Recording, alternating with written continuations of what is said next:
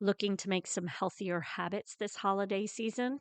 Make sure to check out our Moving Through Midlife community over on Facebook, as we are doing a Planksgiving event where we are doing daily plank workouts.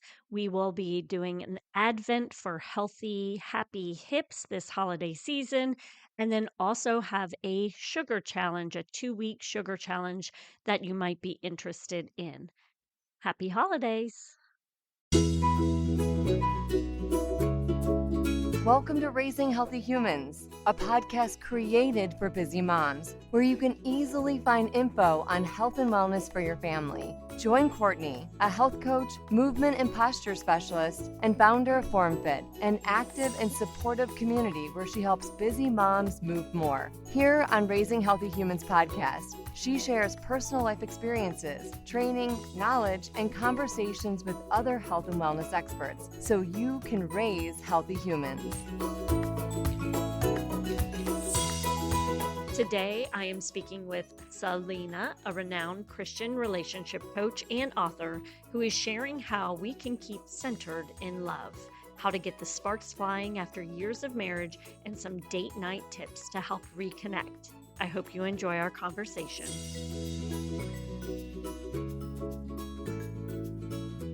Hello, Selina. How are you? I'm doing so good. How are you today? I am wonderful. I'm excited to have you on. I don't believe I've had anyone come on specifically to speak to us about relationships. And you Yay. are, I know, crazy, right? You are a relationship coach. Yes. Can you tell me what got you started in this type of coaching? It's so ironic because I started as a health coach, Okay. and about 12 years ago, I received a master's in health administration. Health and nonprofits, that was my thing. That's where I thought I was going. That was the direction. However, recession, the 2008 recession, everything just kind of stopped. And I don't think we've had a recession like that since, but there were no jobs, like nothing at all. And so I was trying to do my own thing through health coaching because that was what my background was, my education background. But it just wasn't for me. You want to, when you start something, when you start your own business or you start doing online things, you want to make sure that you're very passionate about it because you're creating it. It's coming from your heart. And green juice, I'm so sorry to say, for health people, green juices and working out and doing that, I was totally into it, but it wasn't my passion. And Okay. I was living that life. I was an essential oils seller. I did it all, but it just was not the thing that made me excited to wake up every morning. And so as I was building this and I was getting these clients and I was helping them on their health journey, I was feeling less and less like I liked the job. I wanted to quit. And I was like, wait, you can't quit. You created this. So I had to have a really deep revelation and soul searching and regain my clarity and really find out, like, what is the why behind what I'm doing. If I have the corner office, why do I want to switch my office, and why do I want to switch roles? And so I went through prayer. I really sought God out in this. And I really just felt, the biggest transformation in my life was not my health journey, even though it was good for me and it made me feel good, but it was not my greatest transformation. My greatest transformation was when I met my husband, and having a decade long run of just rom-com failures and bad breakups and just becoming a very insecure and depressed woman who thought she should be married with kids at the point that she was, that was my biggest transformation, learning how to find love, learning how to develop a very healthy relationship with my husband, learning the foundations of what it takes to create a healthy marriage before you get into a marriage so that that marriage can last. That is what moved me. That was what changed my life. And so I decided to do a pivot and I became a relationship coach to help women do the same thing in their life. Okay. So when you speak about relationship coaching, How do you work? So many of the moms who listen to this are Yeah. moms who have been in a marriage for a little bit of time. Um, how do you start to work with women, families on their relationships? Because I know, like for myself, that Yeah. those, especially when you have little ones, it can be Oh, really yes. difficult Yes. to nurture that relationship. How do you help families with that? What are your Yes. recommendations for moms? So, a little background for me. I've been married now for 10 years and we have three children, ages Okay. 2, 5, and 6. Okay. Very hard, very difficult. I get it. I am there. I am still there, trying to work it out. But one of the things that I had to realize and that my husband had to realize is that there are many seasons and those seasons constantly change. And so will you in each season. So, for example, when you're pregnant, you might not want to be touched, especially because kids are constantly already touching you. You know, having the acceptance of like, this is where I am versus trying to force you into doing something that you used to do before you were there in that season, that's going to help bring a better sense of awareness and a better sense of embracing this is where I'm at. And your spouse has to feel the same way. There's going to be a moment where you're breastfeeding and you're like to your husband, like, get off me. No, these are no longer yours. I'm sorry. That's just not what we're going to do. He has to come to terms and realize like, this is a season. It's not going to be like this forever, but I have to love her in this season as she is in this season. I think what a lot of moms and what a lot of wives in marriages do is that we think that we are the same wife from the minute we said I do. And because of all of the seasonal changes, because of all the hormonal changes, because of all the family dynamics and the privacy and the intimacy, all of these things have changed over time. You constantly have to come to terms with the fact that you will be recalibrating your life, your intimacy, and your relationship with your marriage and with yourself every single season. I think on every 3 months it changes because there's a baby who goes through regression, or there's a kid who's now going to school, or there's summer vacation. All of these things are going to change how I react to my husband and how my husband needs to react to me. And as long as you guys learn how to ride the waves, then you guys will constantly be seeing each other eye to eye, and that will give you a little bit more peace of mind to say we can work on this relationship and we can make this relationship better in this moment. So that's what Okay. I tell my people. Okay. So, it sounds like, and I think you've mentioned it a couple of times about communication, just making sure that Yes. you're on the same page communicating about this. What happens if your partner is not does not feel, because what I've noticed with my own husband, they take the back seat when your Yeah. kids are little. What do you do with if that's not something that they're comfortable with? How do you get them to really understand that, right now you're just kind of drained physically and mentally? You have to find the other ways to do it. And I'm going to say this, I'm going to finish this statement, but then I also want to go back to what you said Okay. in that statement. And there's more than one way to be intimate. There's emotional intimacy, there's mental intimacy, there's spiritual intimacy, there's physical intimacy. So if all four of them are drained, we have a problem. You guys have to get help, a tribe, something needs to work. But I'm willing to bet there's one of those things that you can work on while the other one is kind of going low. So, for example, if your hormones are out of whack and physically intimacy is really difficult for you, then connecting with them through conversation, connecting with them by going on a deeper value, maybe nature, maybe a vacation, maybe prayer, all of these things, like those are the things that you can work on instead to kind of help balance it out in the meantime. But you mentioned um, having the husbands go on the back burner. And that is something that I would suggest should not ever happen. Your husband should always be first. And you have to show your kids that first too, because at the end of the day, like, yes, our kids need a lot of us. They need a lot of energy. They need a lot of love. They need a lot of correction, a lot of time.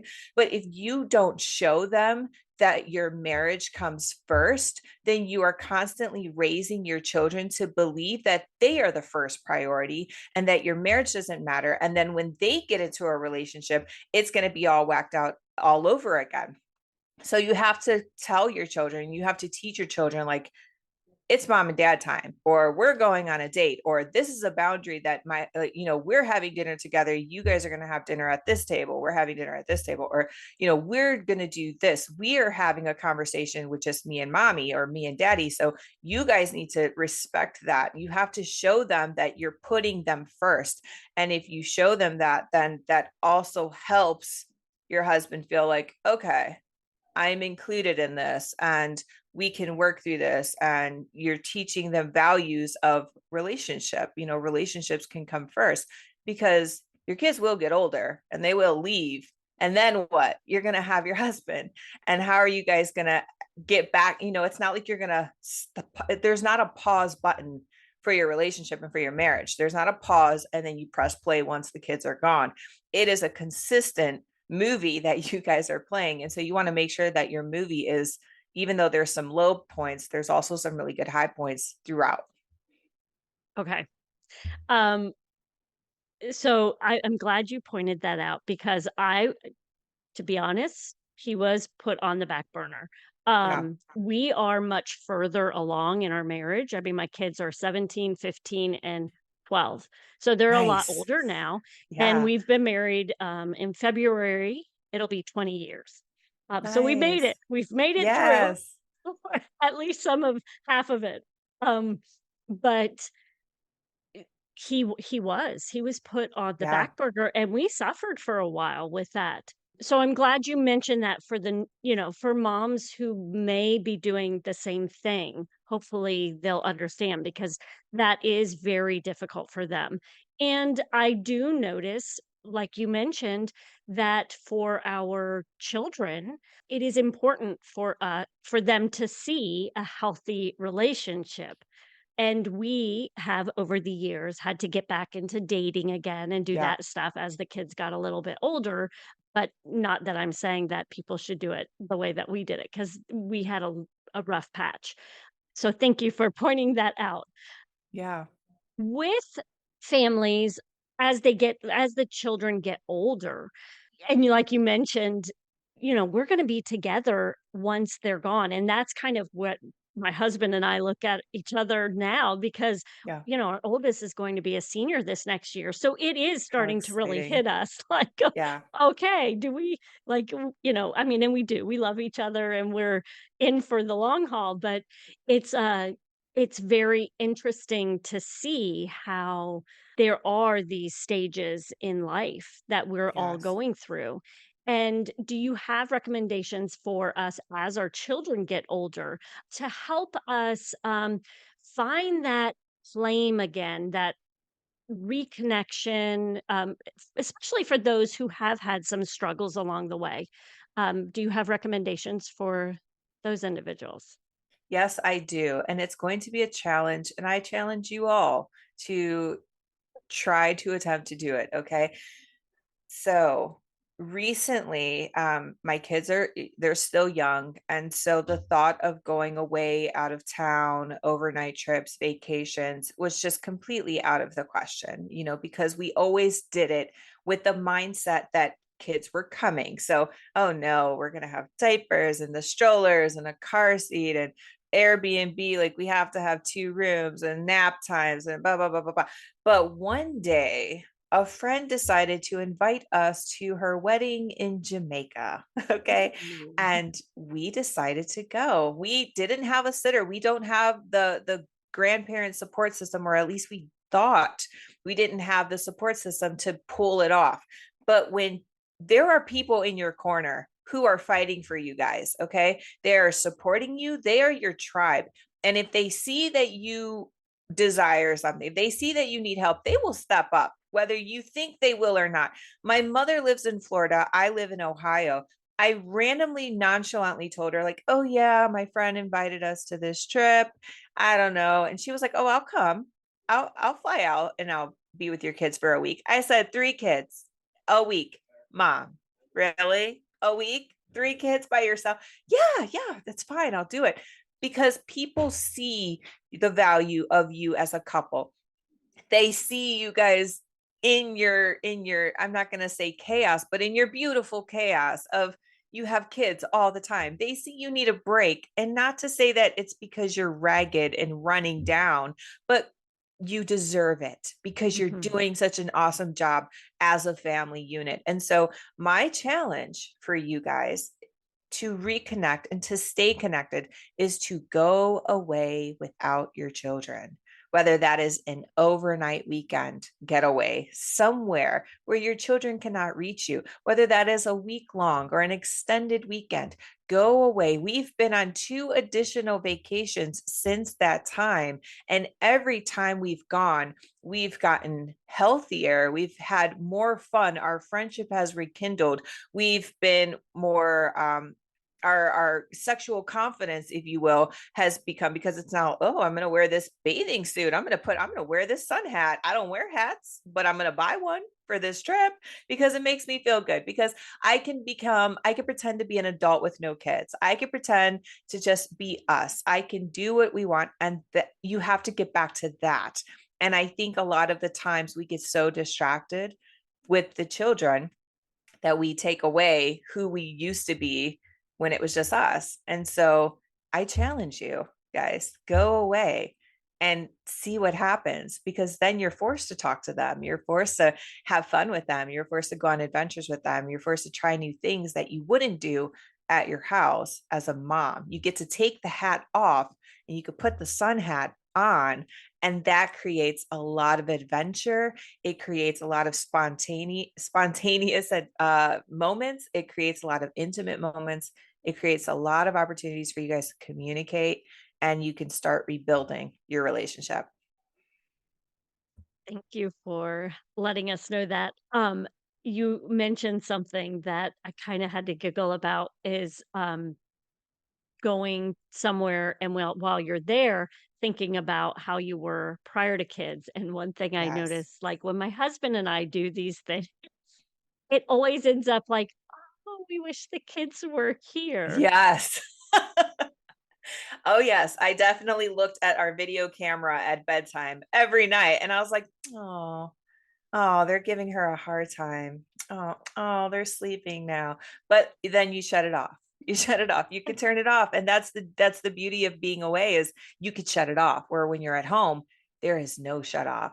And you Right. almost feel stuck in a way. And I know we all go through that mom guilt, but it feels that way sometimes. And so going away with your spouse allows you that precious, luxurious opportunity, that privilege to just shut it off.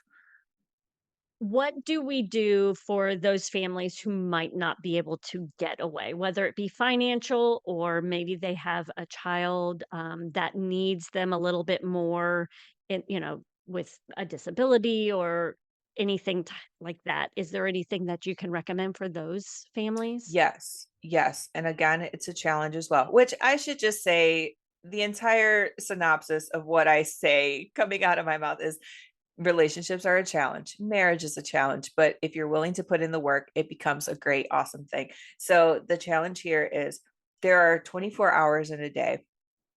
Okay. You have to make your day count. Okay. My husband and my children are very early risers. They wake up at 7 a.m., 6 a.m. Luckily we have a clock that turns green. And so they know not to leave their rooms until it's 7 o'clock. So that gives us till 7. Okay. We have until 7 a.m. to be together, to talk, to plan, to work out, to get work done.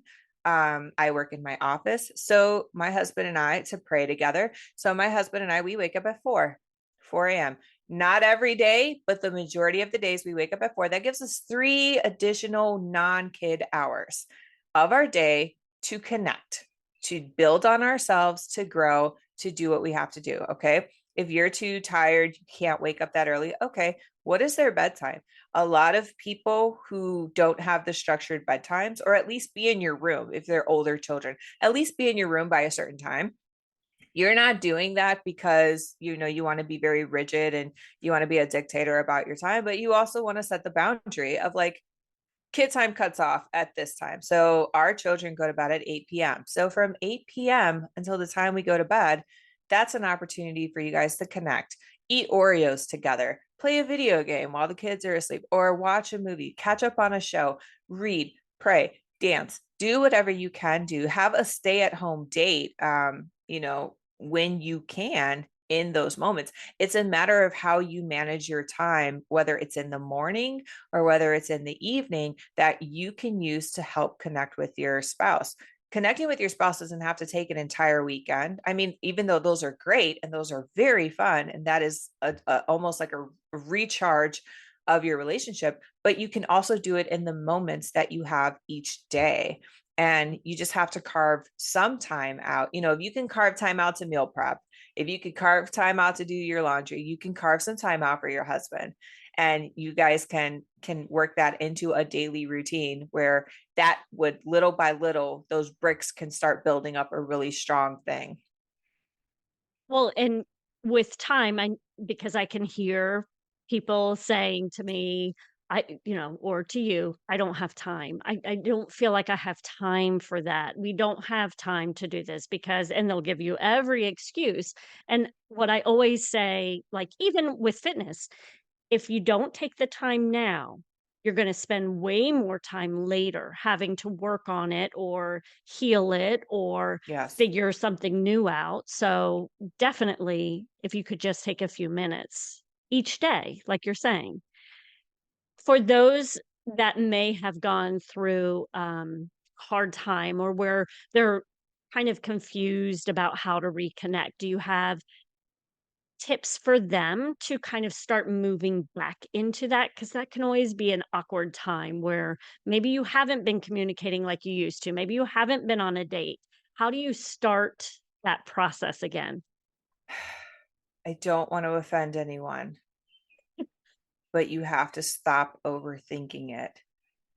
A lot of the times when we get these wedges in our relationship and we build these walls up, we start making assumptions and we start overthinking and we start guarding our thoughts and protecting what we want to say because we think it's not going to be the right thing to say. I would much, as a relationship coach, I would much rather you spill the beans and just put it all out there on the table and just be like, this is where I'm at, and this is how I feel, and this is what I'm frustrated about, and this is what I'm scared about. Like, can we talk about the real issues with your spouse? Your spouse is supposed to be the one person that you can share everything and anything with. Your spouse is supposed to be the person where you feel unconditional acceptance or love. You should not feel judged. You should not feel shame in this relationship. And if you do, then you have to start putting yourself out there and start correcting it now, because like you said, it will get worse. And so you have to start just taking the courage, the 30 seconds of extreme crazy faith, and saying, I need to talk to you about this, and this is how I feel, this is what I think, this is what I'm fearing, this is what's on my heart, this is what's on my mind. You have to start communicating, and not the kind of communication where you're tiptoeing around the issue, or you assume that he already knows what's going on, or you think that if you say this, it's going to come off this way. Like, let's just get naked in our talk, in our communication closets, right? Let's just get naked and just say, this is where we're at. This is how it is. And then also communicate, like, I want to make it better. I don't like being here. I want to make this better. I know we have kids. I know they're a handful. Can we please work together to get back to a good place for us? Because I want that for us. And then what you have to do, here's the other offensive part. Forgive me in advance. You have to listen. You got to listen. You got to listen to what they're saying. You don't know what they're going to say. You don't know how they're feeling. Just because you thought you knew who they were a year ago or when you got married does not mean that they're the same person with the same thoughts. You have to listen to what they're going to say. And if they don't want to talk, then that is a red flag, because that's letting them know that they're overthinking it and they're on tippy toes and they're not willing to be vulnerable. You guys should both come to a place to be vulnerable with each other, to share those hard things so that you can work through those hard things together. And so that's where you start. You start with communication, and honest and open and genuine communication. And that's kind of scary. But when you get past that fear, a lot of breakthrough can happen. With intimacy, Yes. how, because, okay, so we're communicating. How do we take that step forward? I'm trying to think how I'm meaning this. I mean, do you have tips for people? Because for many, as time goes on, it can you get everybody gets into Yeah. their rhythms, so it becomes very, it becomes more difficult. So, what can people do to kind of get back into that as well after they've started to communicate? Because I do think communication is important to start to Yeah. feel comfortable, and then how Yeah. did they then move into the intimacy? Are we talking about romantic intimacy? Yes, You want me to go there? I mean, if you're comfortable. I'll go there. I'll go Okay. there. Again, I'm all about challenges, right? Okay. The word challenge should be somewhere in this title, because my husband and I, we had our two children, and we did not yet get to the third yet. So we're in our second children, and they're young. They're 18 months apart. It was a lot. It was probably one of the most heaviest postpartum seasons that I had. We were in the process of moving. It's 2019. So clearly, like, lots of things are already building up because of the whole 2020 thing. We're here. And hormonally, I was just not feeling it. I had no libido. I was not there. I knew I liked him. He was cute. He wasn't not cute, but I just couldn't get there. I couldn't feel it. I would always overthink. It was always long and drawn out. It felt weird. I just wanted to get it done. Like, can we just get this done? Like, it's on my schedule because they say schedule it so you can have it. But we both knew it was forced. We both knew it felt fake. So I said, okay, I read this book recently. It was called Girl Wash Your Face by Rachel Hollis. And in this book, she mentioned that she did a 30-day challenge where she did things intimately with her husband every day for 30 days. And I think we should try it. He was on board, of course, naturally. All the men are always on board. But what you don't, and the women are all like, 30 days, no way, that's going to hurt. That's going to be crap. I'm like, no, we're not doing that. But what you have to understand is that it's not the act every day for 30 days. It's maybe you got 5 minutes. What can you do in 5 minutes? Maybe you got an hour. What can you do in an hour? Maybe this feels weird. So let's stop it and let's talk about why. This feels good. Let's explore more of this. And every day for 30 days, you figure it out. So we did this. Okay. I remember 2019, it was December to remember. He was very romantic leading up to it. And then in January, we were going to try this out. And by the end of the 30-day challenge, not only do we now know how to be intimate, but we both know how to enjoy it, how to get something out of it. We know how to do it when there's a little bit of time. We know how to make it extend for a lot of time. We know how to laugh. We know how to not overthink. We're not offended when something happens. We're not bored because we know what to do. We know what works. I know how to feel sexy again.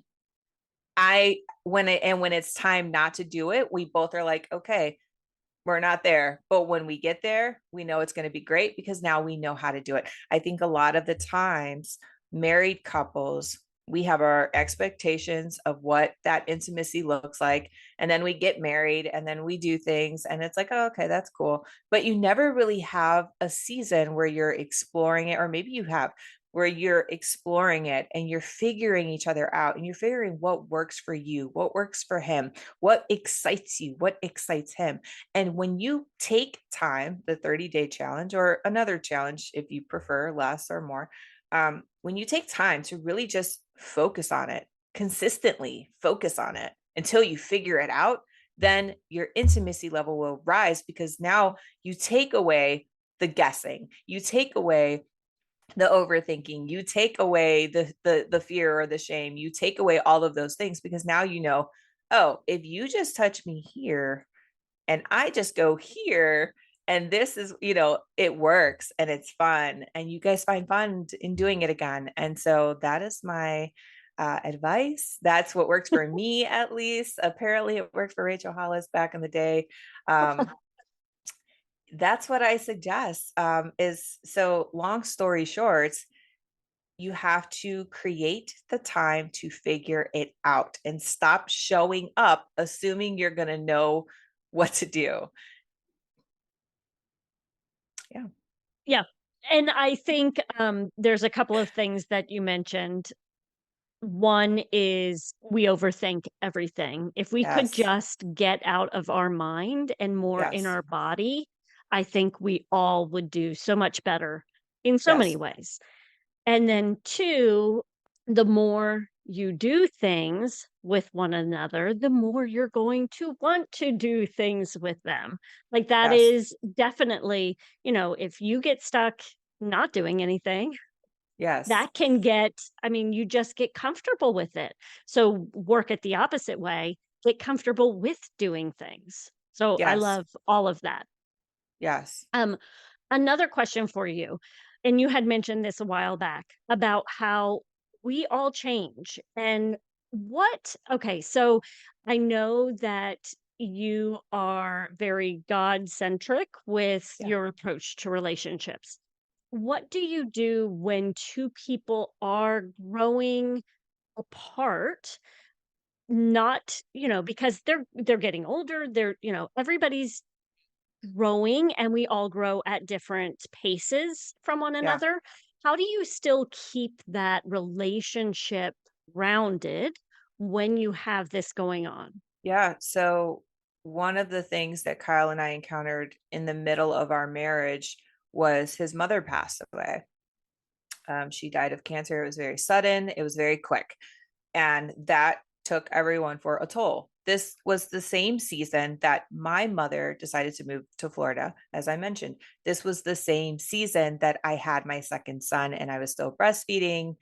Breast milk was getting low. I didn't know what to do, for trying all the supplements, all the things.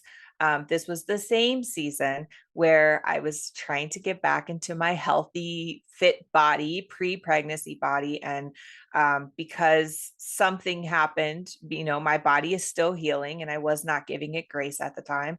My hip twisted, which twisted my knee, which twisted my foot. And I was in a boot for 12 Mm, weeks. Okay, so all of this is happening in the same season, and we were at each other. It wasn't necessarily malicious or nasty, but there was definitely a disconnect mhm, there. The only thing that helped us in that very difficult and challenging season for us was we had to go back to the thing we valued most, and that was God. That was praying. We mm, knew that the only thing we could do in our lives that could help us do this was our value and our faith. And that was by praying. So we didn't have time, right? There was the kids are up all hours of the day. What do we do? We made the time. We said, you know what? You go to work all day, you're visiting your mom every day, I'm with the kids all day. We're going to choose to wake up at 5 every morning, and from 5 to 5:30 we are both going to pray about this. mm, Okay. And that's how we got through that season. And to this day we kept it up because that's what keeps getting us through the rest of the seasons. And so my advice to you is, you have something that you value as a woman. You have some things that you're holding on to that is just your anchor to your life, whether that is your faith, whether that's your health, whether that's something else in your life. Your husband has values, something that he's holding on to, something that anchors him. You guys have to figure out what is the one value that brings you both together, and you have to pursue that value with everything in you. Whether, like I said, whether that's prayer, whether that's your faith, whether that's nature. Maybe you guys loved going, you better go on some nature walks, okay? Whether that's healthy eating, you better go to the grocery store. Like, find the thing that brings you both to that anchored state, that anchored sense of security in your individual lives. And that's going to bring you both together as a marriage unit. And that's what's going to help you through those tough seasons, because you're holding on to the same thing and you guys are doing it together. You guys are saying, this is what's keeping me grounded, but I'm keeping it grounded while holding your hand, while holding my spouse's hand. And so, because we're doing it together, it's making us stronger in the end. So find that value that you hold near and dear to your heart, and have your husband do the same thing, and then do it together. Run together towards that thing and make the time to value that thing in those hard seasons.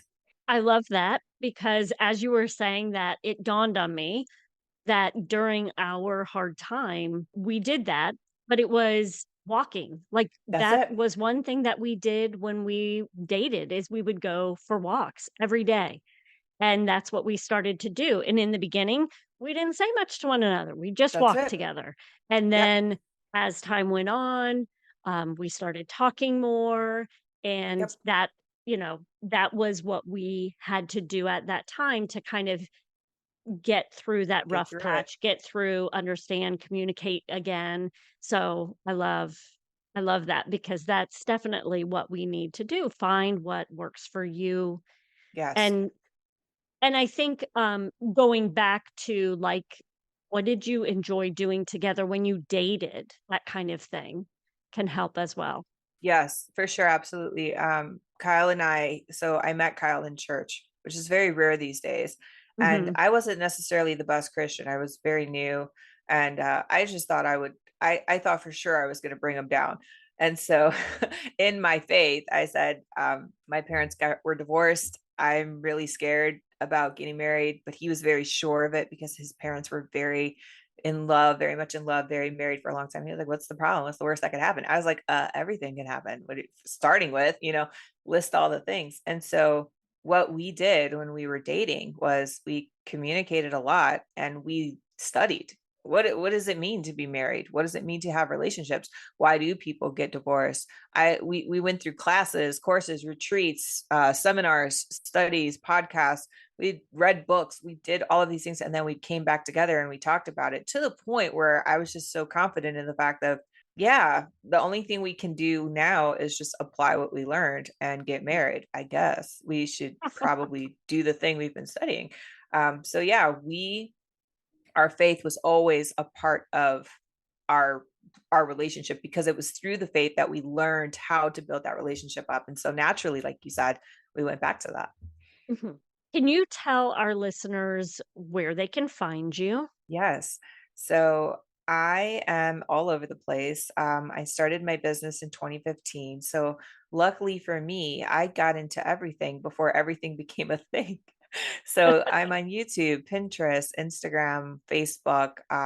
I am currently an author of 4 books. You can find all 4 of my books on Amazon.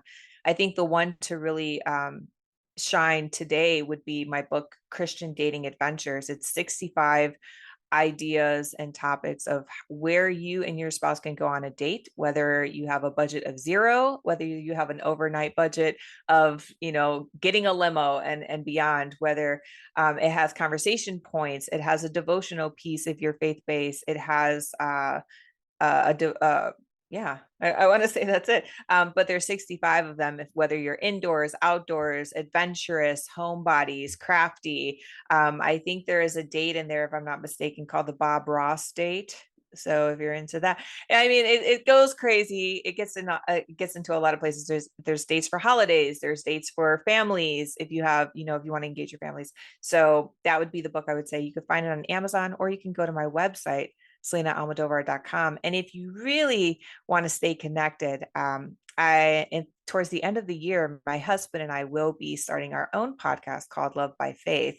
where he's a guy who's a guy being a guy. I'm a relationship coach. And together we're going to talk about all the things that I shared in this episode, as well as anything else that comes to mind, because relationships just go on and on. And my biggest passion is I want to make sure that the women who are listening and the future men, that you guys have what it takes to know that you can set up your relationship to have it thrive and build and just continue to last. Excellent. Can you also give us one tip, one thing that we can focus on this week to help either bring us back together or keep us together, keep that relationship and that flame going? I want to say that you need to have fun with your spouse, whether you are joking, whether you are giving him love taps, whether you are just, playing footsie in bed. Do the one thing that will make you both giggle, and that will ease you into some good stuff. Excellent. Thank you so much for taking time out of your day for this. Thank you so much for having me. And I hope that everyone had a good time with us, because I definitely had a great time here. Awesome. Thank you. Thanks for taking the time out of your day to listen to our podcast. We hope you found this information valuable and can incorporate it into your family's life. Make sure to check out our show notes for all the important links available. Come join us on Facebook at Moms Raising Healthy Humans community page. Also, please check out our wide range of memberships, family monthly focus ideas, challenges, live events, and on-demand and live workouts, meal plans, and so much more. Head to formfitonline.com. And as always, keep moving.